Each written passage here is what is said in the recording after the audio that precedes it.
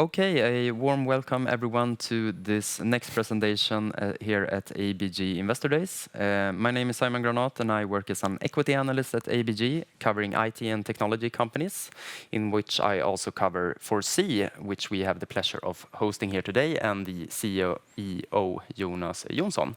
So for the coming 15 to 20 minutes, he will present the company, and then we will follow up with a Q&A session. So with that said, Jonas, please go ahead. Thank you, Simon. And thank you, ABG, for hosting. It's a pleasure to be here. Thank you, everyone, for listening. My name is Jonas Jonsson, and I'll introduce myself in a second. But before I do that, I just want to take the opportunity to give you a 1.5-minute sort of crash course in what is 4C Strategies. So I'm going to let the film talk for itself here. 4C Strategies is the leading provider of training readiness and organizational resilience solutions. For over 20 years, we've been working with mission-critical organizations, armed forces, high-profile international institutions, and global enterprises across 100 countries. Through our support and expertise, we can help you train effectively and be ready for the resilience challenges ahead. Using our innovative Exonaut platform to empower capability development and build on key insights for when it matters the most, while our experts work with you to prepare your operations for the future, allowing you to transform training, rethink risk, manage crises, and uphold continuity. With offices around the world, we are never far away. Be ready, be resilient, 4C. So that's who we are. As I said, my name is Jonas Jonsson. I am the CEO of 4C Strategies. I've held this position since the 2nd of April this year, so I'm reasonably new. I've been with the company for a little bit over 11 years in a number of different positions, starting as a delivery consultant, working my way through sales and legal and so on. So working very close to our customers and very close to our software throughout the duration of my tenure in 4C. And really, really excited to take on this next phase of the journey, as I believe the company and our offering is more relevant than we've actually ever been before. So who are 4C Strategies? The name, it doesn't come from 4 different C's, it comes from foreseeing things, so it's a play with words. And what we do is we provide really 2 different things. We provide a software called Exonaut, a platform which breaches a number of different segments, and I'll come back to that.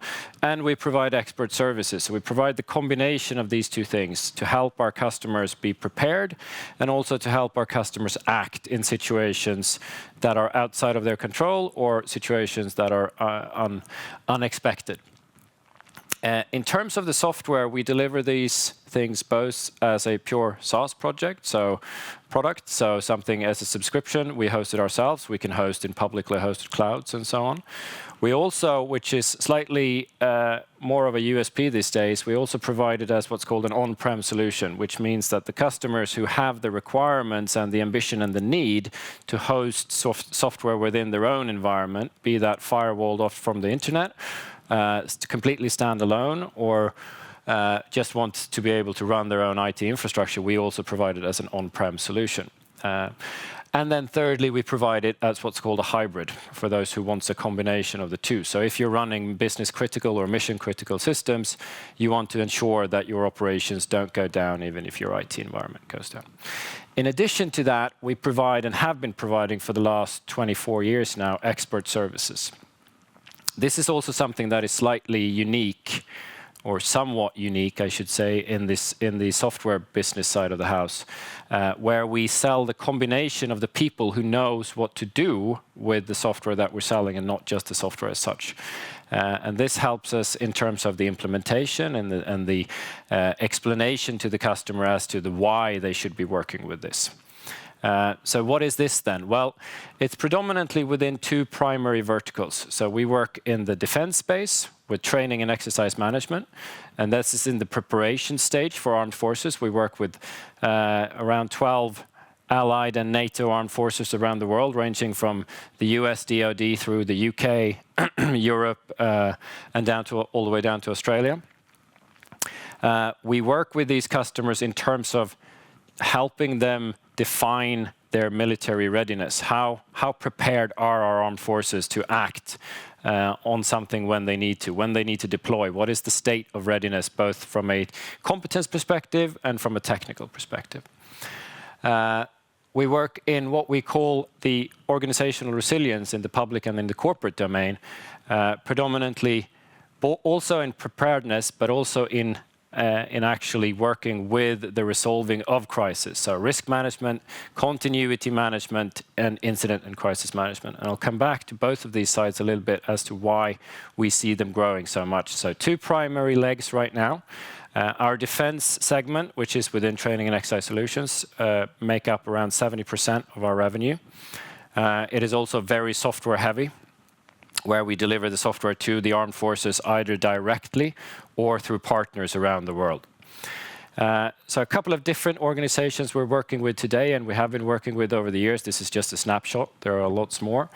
But it's an interesting spread ranging from organizations such as Euroclear, which is obviously a clearinghouse, through Shell, where we work with them to help them in their oil spill response and large major exercises, as in how to be better prepared to handle those situations, through large NGOs and cross-government organizations such as the United Nations and the EEAS. All of these organizations want to collate and visualize data in terms of what is the status of the operations that we have running around the world, where are we today, and how prepared are we when something happens. And then when something actually happens, how do we manage that crisis? How do we manage that incident to not become a crisis? And how do we make sure that the right people have the right information at the right time? It's also interesting to see that we started off primarily within defense in the early 2000s.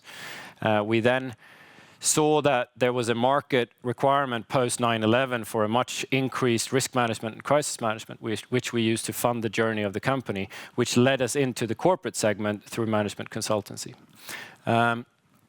What we know is that working with the armed forces gives us a pedigree which we can use to approach the corporate customers, who actually in many times have a higher requirement when it comes to information security and when it comes to upholding critical business resources.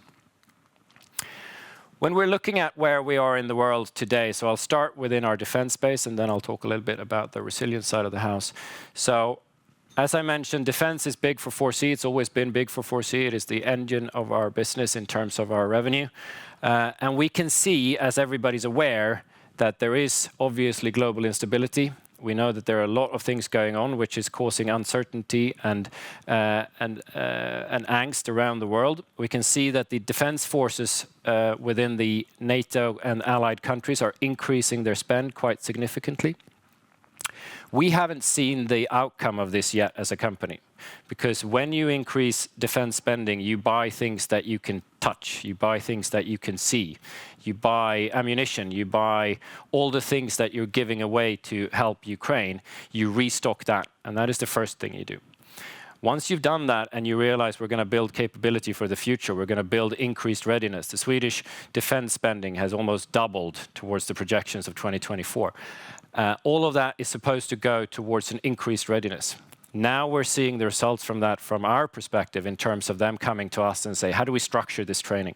How do we ensure that all the money that we're investing into platforms and into exercises around the world, that we get the readiness that we're required from the politicians and from the public, really.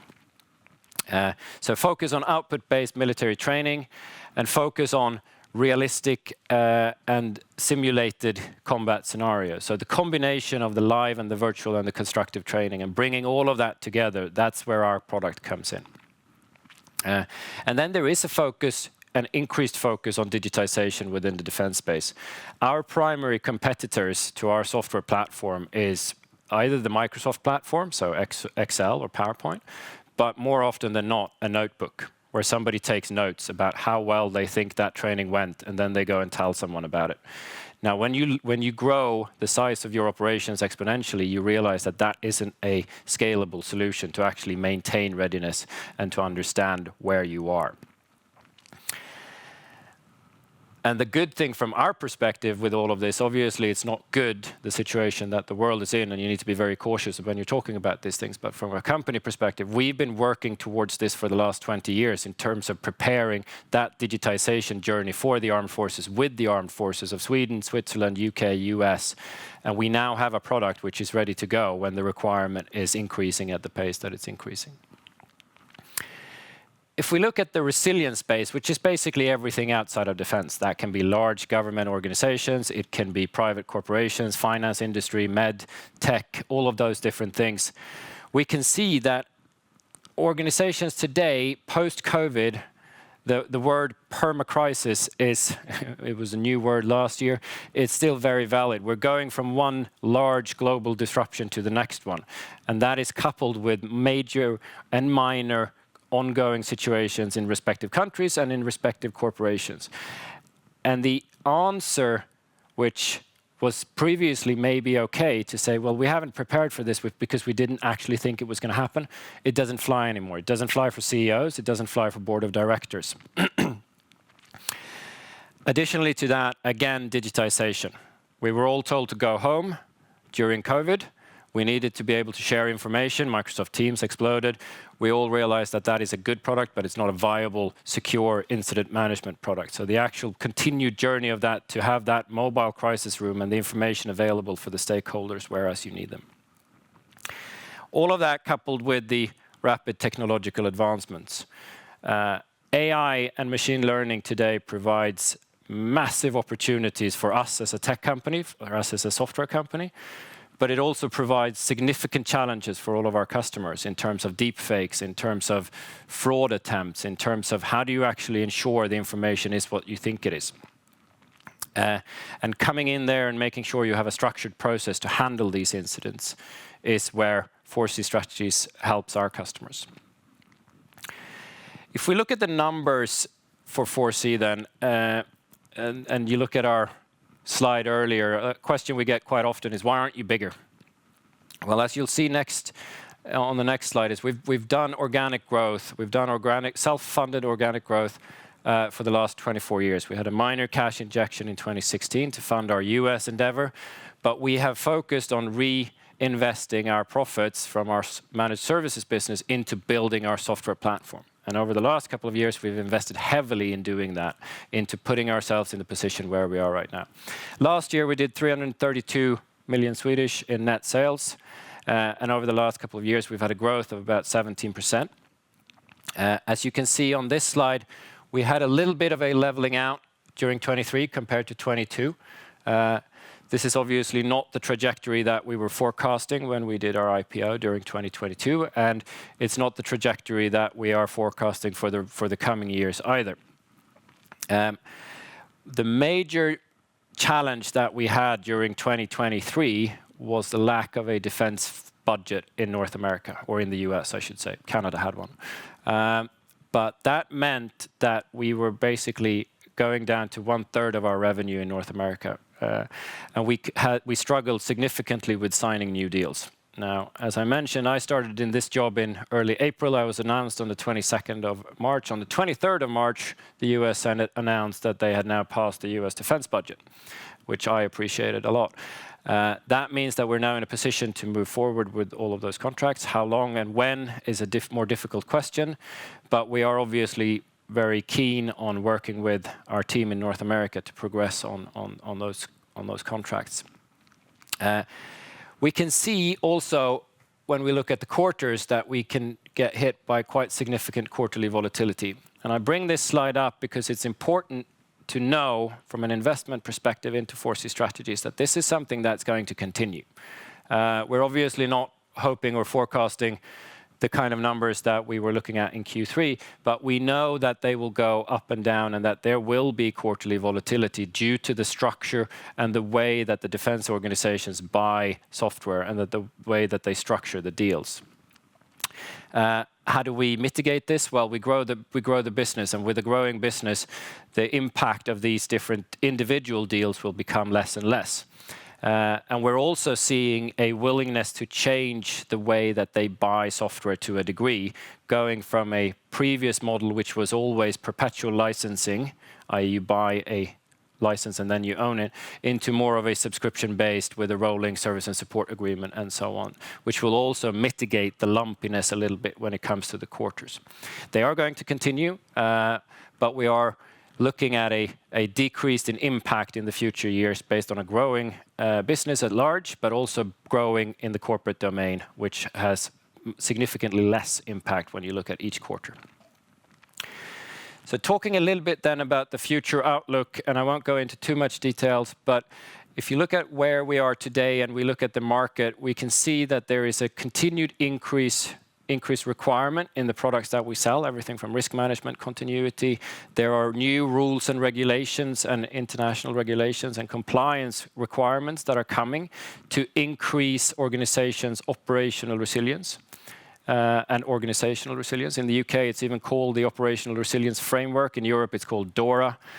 These are hitting the financial institutions, but also larger corporations working anywhere near that. That is going to come with a requirement for digitization. The ESG requirements coming into force now in this year and next year, depending on size, and so on and so forth, coupled with the increased defense spending and the uncertainty that we see in the world, where we are expecting the large defense forces of Europe and the US and the allies in the Pacific to continue to increase their spending for the foreseeable future. So how are we preparing for that? Well, we're working really hard to make sure that we are at the forefront when it comes to AI and machine learning. We have a good position in the defense market in that we have our corporate leg to stand on as well, where it is much easier to experiment and to use the technologies that are available, coupled with the internet and the open source applications, something that is much more difficult to do in the defense space. That gives us the edge because we can then move those across into the defense space.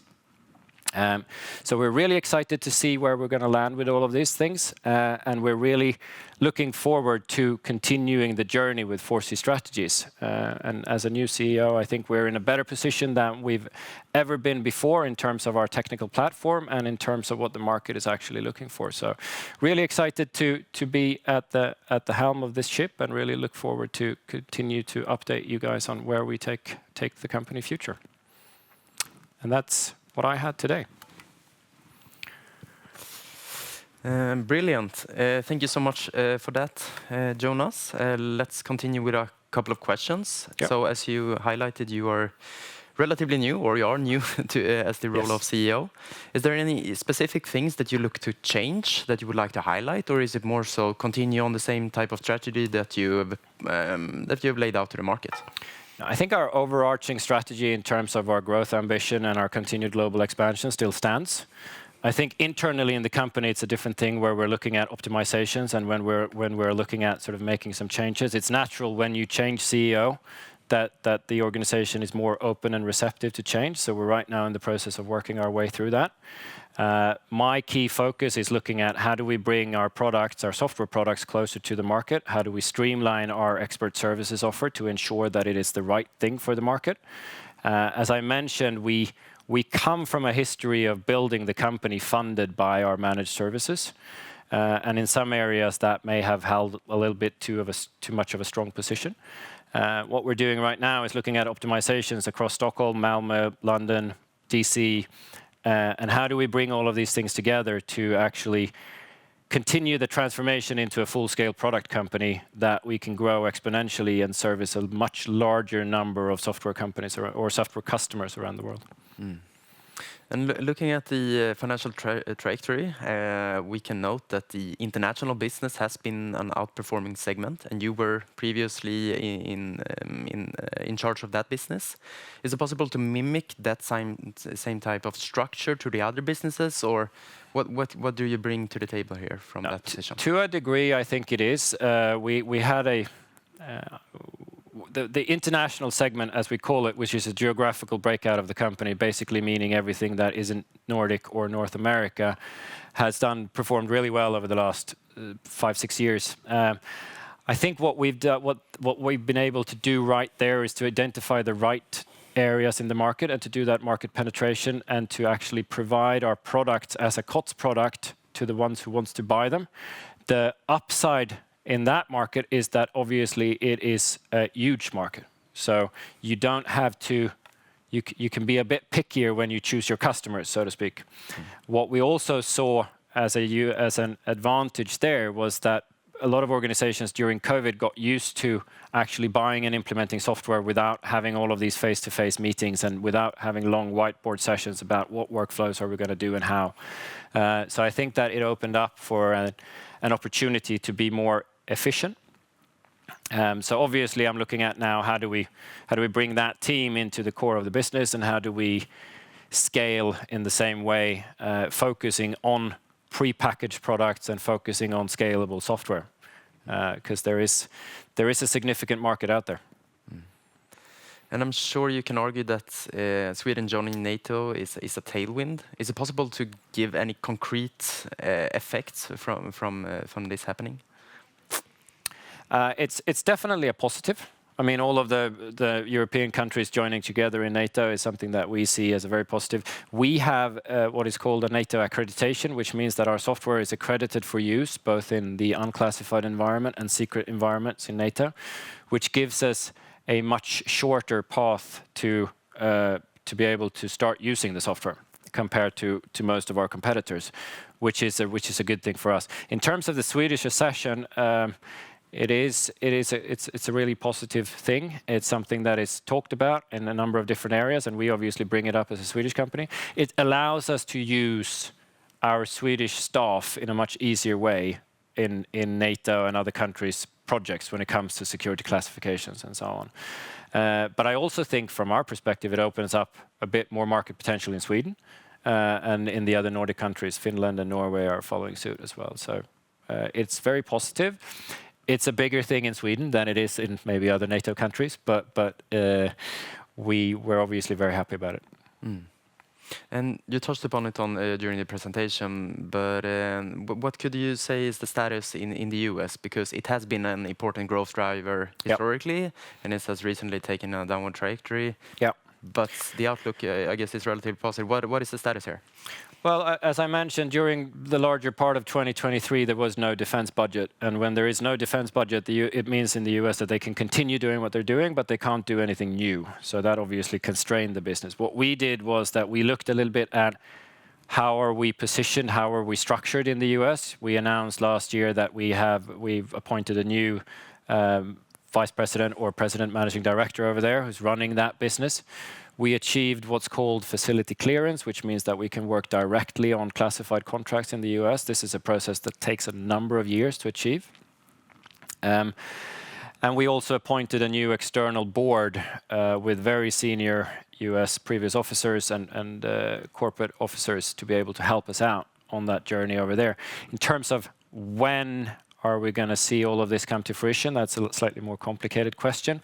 There are a number of companies who are standing in the queue outside Contracting Command right now trying to get to the money that has now been released. But we are working together with our partners and also directly with the DoD to be able to progress. So when we closed out 2023 and also when we closed out Q1, I looked at it, and you could see that we had 2 of 3 out of our 3 segments working in a positive way. So we had strong growth or really strong growth.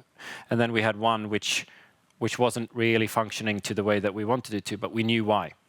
And the primary issue with that has now been rectified.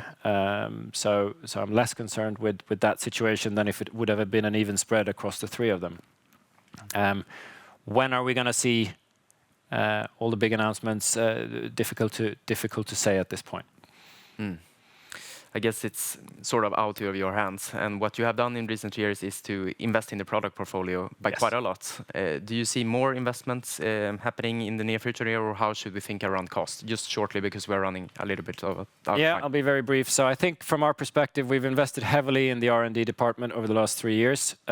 Really heavy. We've done a full tech transformation on the back end. We are now almost at the end of that transformation, so we have the platform that we need.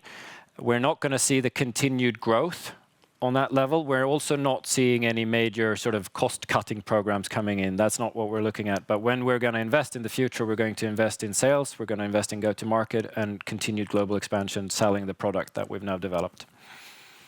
Fantastic. Thank you so much for attending here today and all the rest here. And with that said, we'll end this session. And yeah, thank you so much. Thank you very much, Simon. Thank you, everyone.